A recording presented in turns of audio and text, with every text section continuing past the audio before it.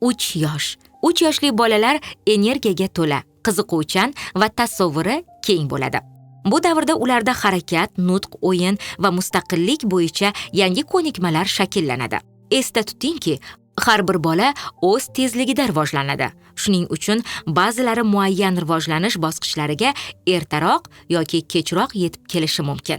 3 yoshdagi o'sish. Vazni yiliga o'rtacha 1.8-207 kilogramm qo'shiladi. Bo'yi yiliga o'rtacha 5-7,5 santimetr o'sadi. Endi yurishni o'rganayotgan bolalar chaqaloqlik qornini yo'qotib, nozikroq bo'lib qoladilar. O'sish jadvallari sog'lom rivojlanishni kuzatishga yordam beradi. Tana o'lchami asosan genetikaga bog'liq bo'ladi. O'sishga yordam berish. Tartibli ovqatlanish, yaxshi uyqu va kundalik jismoniy faollik o'sishni asosiy omillaridir. Kichkintoylar ba'zan bir xil ovqatni qayta-qayta talab qilishi mumkin. Shunga qaramay, ularga turli xil taomlardan berishda davom eting. 3 yoshli bolangiz nimalarni qila oladi? Jismoniy va harakat ko'nikmalari. Yordamsiz yugurib, sakrab, iznapoyadan chiqadi. Uch g'ildirakli velosipedni minadi. To'pni tepadi va irg'itadi. 10 tagacha kubikni ustma-ust qo'yadi. Doira shaklini chizadi. Chiziqlar tortadi.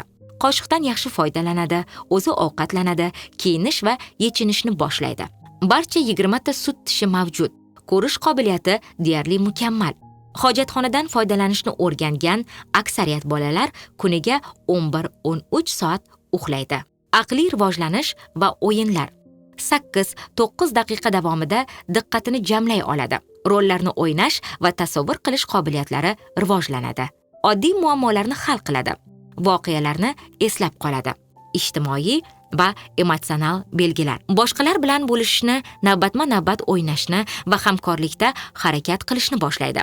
Injiqliklar kamroq uchraydi. Notanish odamlarga nisbatan yoki tunda qo'rqish holatlari paydo bo'lishi mumkin.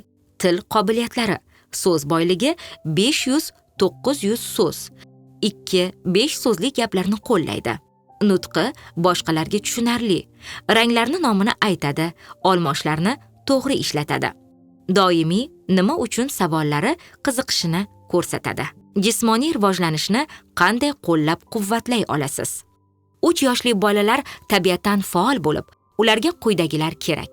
Kuniga 30 daqiqa tartibli kattalar rahbarligidagi mashg'ulot.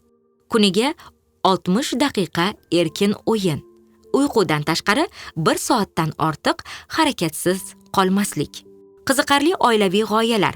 Raqsga tushish, hayvonlarni taqlid qilish, maydon o'yinlari, to'p bilan o'ynash. Uyquga ehtiyoj. Jami 11-13 soat kunduzi uxlash kiritilgan yoki kiritilmagan bo'lishi mumkin.